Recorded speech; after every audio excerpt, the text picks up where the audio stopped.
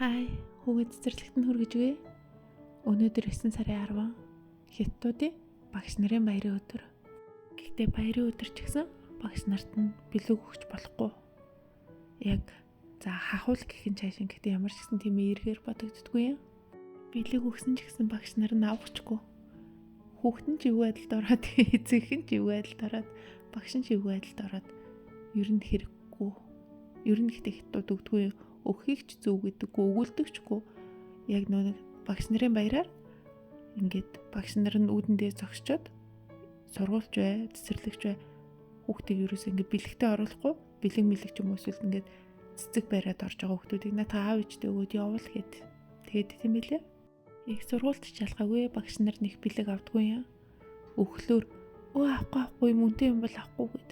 Үгүй Монголоос авчирсан юм аа зүгээр танд амсаарай гэж бодоод юм жижиг ааруул мааруул юм жижиг амсах юм авчирсан байхгүй үнтэй биш ээ гэдгэлхээр л нэг юм апл авахгүй. Тэгээд юу н баг авах гэж бүү юм болоод идэгин. Манай нөхөр за магистр сурж байхдаа лабораторийн оюутнуудтай хамт нэг удирдахч багш нарын баяраар зүгээр ингээд нэг торт аваад өгсөн байл да, нэг жижиг торт. Тэгсэн чи багш нь та нар мөнгөгүй оюутнууд яах гэж юм бэлдэж бийтгүүтгүй та нар хуваагаад идчих. Ямар ч гэсэн өнөөдөр та нар өөрсдийнхөө дураар тэд нар болохоор лаборатори дээр ингээд цаг бүртгэдэг байсан. Тэгээд өнөөдөртөө яав та нарын цагийг бүртгэхгүй.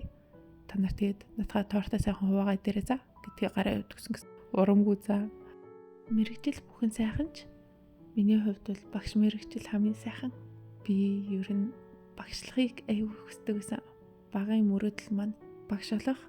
Тэгээд одоо бол ер нь их сургуульд багшлах юмсан гэж бүр маш их хүсч зорддог. Манай энэ загастай хамт сүүлд авсан нэг том шар загас байсан шүү дээ тий. Тэр болохоор бус загаснуудаа хөөгд исэн. Тэр тусмаа энэ цэнхэр саарл загасаа хөөгд исэн баггүй юу? Тэгэд ингээд тэр чи одоо байгалийн цаанаасаа тийм газар нутгаа булаалгачих үегээд ингээд газар нутгийн төлөө дайтдаг тийм зан чанартай загас гэж байгаа байхгүй юу? Тэгсэн чинь нэг харсан чинь саарл загаслуу ингээд дандаа ингээд дайраад идэв юм дандаа. Тэнгүүтээ нэг харсан чинь саарл загасны сүүл нь бүр ингээд сэглэгдсэн за. Тэгээд доотлын сэрвэн бас ингээд нэлийн ингээд сэглэгдээд ингээд гачин болцсон байсан байхгүй юу? Тэнгүүд нь би бүр төвчээр алдчихж байгаа. Тэгэд нөхөр болохоор аквариум дотор ингээд тусгаарладаг нэг тийм тор шиг юм байдгаа. Тим юм аваад тэр шар загасаа хийчихгээд гэсэн. Би болохоор тэгэд одоо яах вэ? Ганцаараа ингэ тэгээд байлгаад үрд байлгаад чадахгүй шүү дээ. Тийм ч яах юм бэ? Хоёлоо жорлонгийн ус руу урсгах чигээд тэгээд тэрийг жорлонгийн ус руу урсгацсан. Ер нь бусад загасныхаа аюулгүй тайван байдал бас шинээр авах загасныхаа аюулгүй байдлыг бодоод тэр дээрлгүй загасыг жорлонлоо урсгацсан шүү дээ.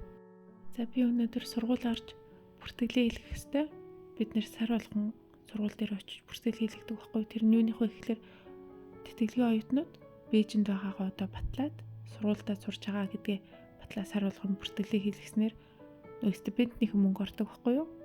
Би одоо Бээжинд бизнес удирдлага мэргэжлэр докторийн зэрэг гурилд суртыг. Тэгээд би Хятадын засгийн газрын тэтгэлгээр суртыг. Тэгээд Хятадын засгийн газрын тэтгэлэгт сургалтын төлбөр, дотор байрны төлбөр, тэгээд даатгал, тэгээд сар бүр амжиргааны стипенд өгдөг байхгүй юу? Докторт суралцдаг оюутнууд болохоор сар болгон 3500 яана. За сая 700 гаруй мянган төгрөг стипенд гэж өгдөг. Тэгээд би болохоор дотор байрны амьдардаг, гадуур амьдардаг болохоор надад одоо гадуур байрны зардлт нэмэрлээд 1000 яана өгдөг байхгүй юу? Нэмж. Тэгэхээр би сар болгон сургуулиасаа 4500 яана авдیں۔ Энэ нь болохоор 2 сая 200 мянга орчим төгрөг гэсэн үг. Тэгээд Хятадын сургуулийн энэ тэтгэлгийн хангамжинд одоо манайх шиг юм хөгжиж буй орны маш олон оюутнууд зөвхөн тэр стипенд ч юм уу эсвэл энэ боломж хангамжинд нь татагдаад тэгээд ямар нэгэн аргаар маш их тэтгэлэг олж авч Хятадд сурахыг хүсдэг. Тэгээд түүний нь болохоор залчин нэг зуучлагч нөхдүүд маш их ашигладаг. Тэгээд надтай амар олон хүмүүс зуучлагч хүмүүст мөнгө холигдуулчлаа энэ төр гээд амар их холбогддөө шүү дээ. Тэгээд тэтгэлэг бол зөв хүндээ л очих хэрэгтэй юм болов уу гэж боддог. За бай бай.